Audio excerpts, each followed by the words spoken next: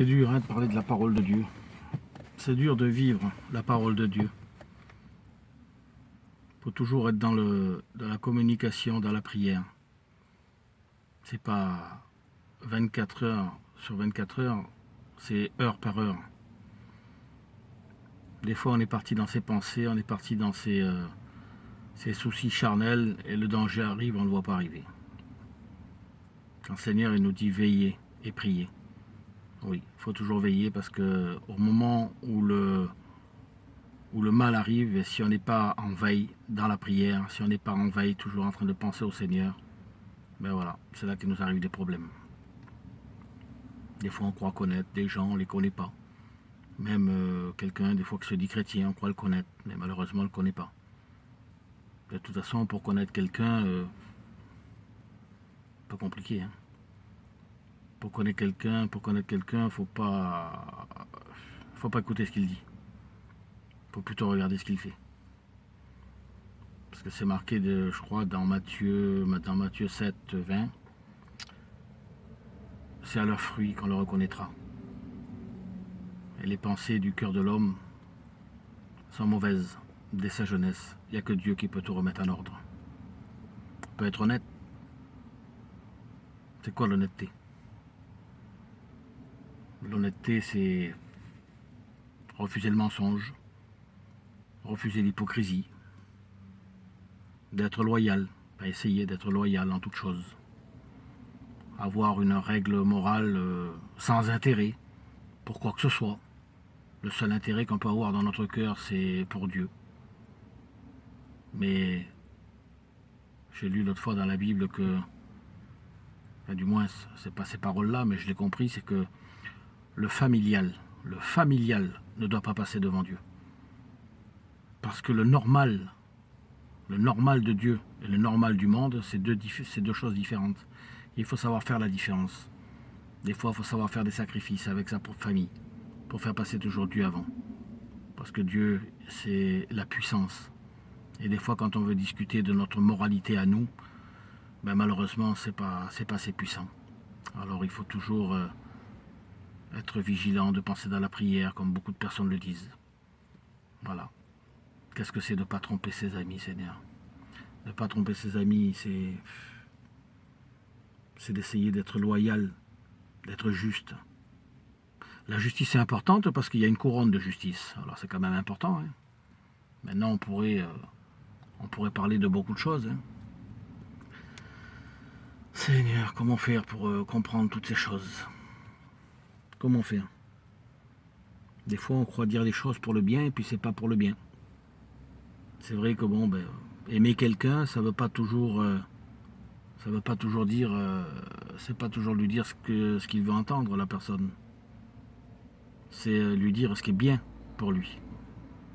Parce que des fois, dire aux personnes ce qu'ils veulent entendre, non. Ça va les soulager sur le moment, mais ça ne leur porte pas du bien. Il vaut mieux dire quelque chose qui est pour le bien de la personne, même si ça fait un petit peu mal. Mais c'est pas tout le monde qui le comprend comme ça. Mais je pense qu'avec la puissance et les prières, voilà, tout arrive. C'est très, très, très compliqué. Très compliqué dans la parole de Dieu. Mais il ne faut pas lâcher. Voilà, il ne faut pas laisser tomber. C'est vrai qu'on peut la comparer à un match de boxe. On peut prendre un coup, tomber un genou à terre, mais se relever et toujours repartir parce que des fois on n'est pas toujours... On peut être juste dans le monde, on peut être juste dans la parole du monde, mais pas juste dans la parole de Dieu. On peut dire une vérité du monde, mais ce n'est pas une vérité de Dieu.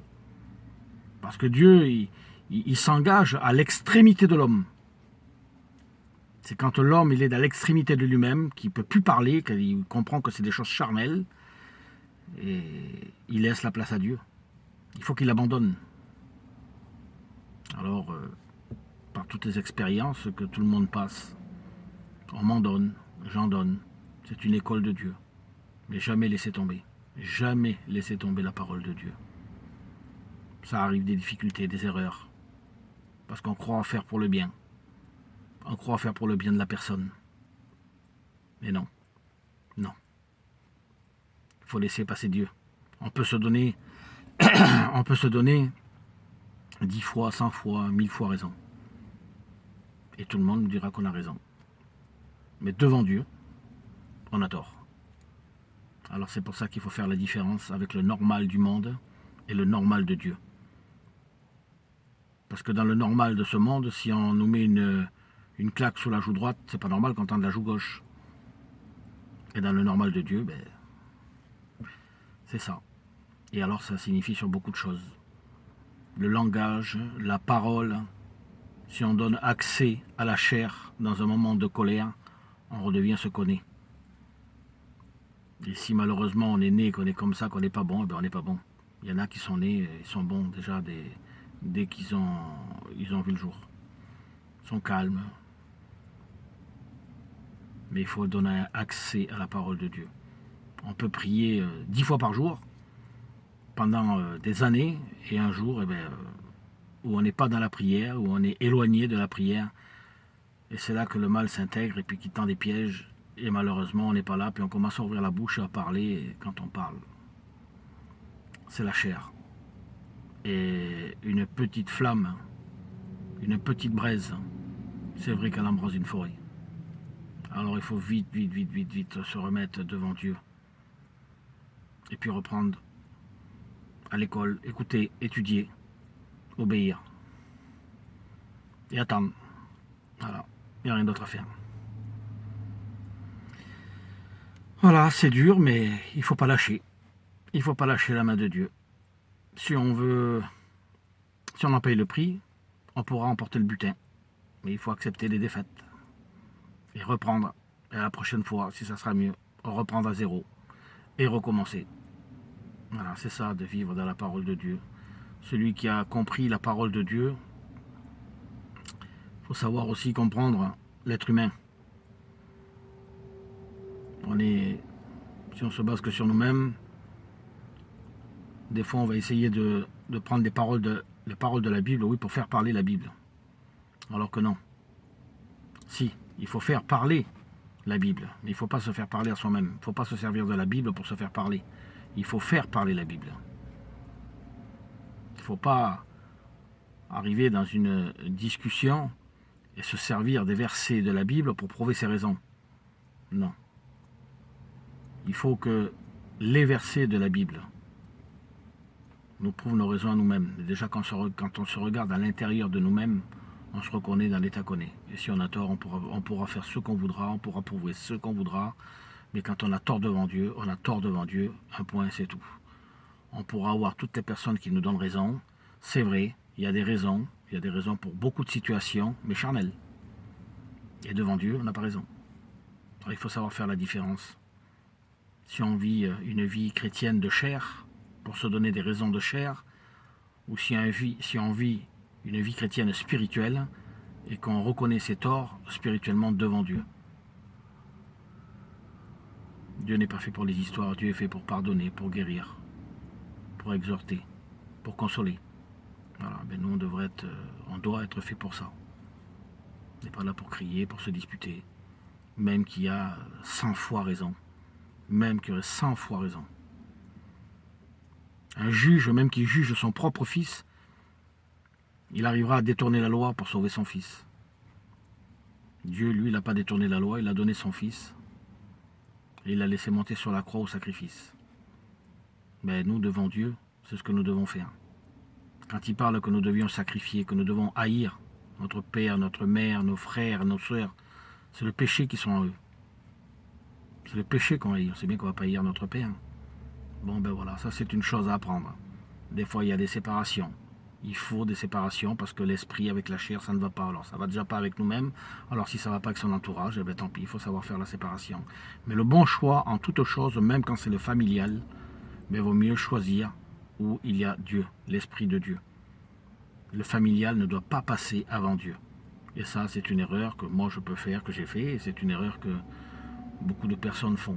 Et c'est pour ça que le langage, des fois, personne ne se comprend, parce que l'autre il est spirituel, l'autre il est charnel. Alors dans la chair, il a toutes les raisons. Personne ne lui donnera tort. Il a toutes ses raisons. Et devant Dieu, le Seigneur, il dit non, t'as pas raison, t'as tort. Parce que t'aurais pas dû faire ci, t'aurais pas dû parler comme ça, t'aurais pas dû agir comme ça. Ta fille, ou ton fils, ou ton père, ou ta mère, ou tout ce qui peut portes dans ta famille, c'est moi que je peux faire, le Seigneur, il dit. Mais pas toi. Qu'est-ce que tu veux régler, toi? Toutes les histoires que tu aurais, à part de mettre la paix, à part de garder le silence, à part de te calmer. Après le reste, c'est moi qui fais. C'est pour ça qu'au bout, quand une personne elle est au bout de l'extrême, et qui ne peut plus, c'est Dieu qui prend le relais. Avant ça, il y a beaucoup de choses qu'on peut faire dans la parole de Dieu. Voilà, j'aime bien pour discuter, ça me fait du bien. Quand je parle de Dieu, ça me fait du bien. Parce que je sais qu'il y a des gens qui regardent, que ce soit avec des torts ou que ce soit avec des raisons. Voilà. Que ça puisse pas arriver à d'autres personnes. De confondre les discussions de la chair et les discussions de l'esprit. Pour prouver que ça soit dans la... Comment dire? Que ça soit... qu'est-ce qu'il y a? Oui, mon Dieu, comme péché, Seigneur. Des fois, il ne faut pas s'attarder sur les conversations. Il ne faut pas s'attarder sur les conversations. Quand on s'attarde sur des conversations, c'est un peu comme on écoute aux portes. Malheureusement, on entend ce qu'il ne faut pas entendre, et puis là, des fois, on veut essayer de prouver sa justice. Encore une fois, c'est parti dans la chair. Le Seigneur nous demande, quand on entend des choses qui ne sont pas bien, il faut se boucher les oreilles, il faut partir, il ne faut pas rester. Et ça évite des problèmes. Alors, ce qui fait que moi, ça ne m'intéresse pas de savoir ce que les gens disent derrière mon dos. Quand ils disent du mal, ça m'intéresse quand ils disent du bien, dans l'esprit de Dieu, et non pas aussi dans la chair, parce que la flatterie, c'est pas bon non plus.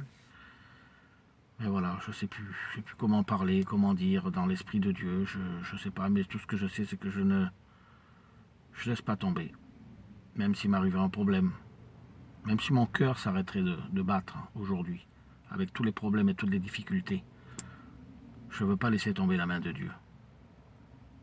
Même que je suis peut-être pas trop droit, un peu tordu, devant Dieu,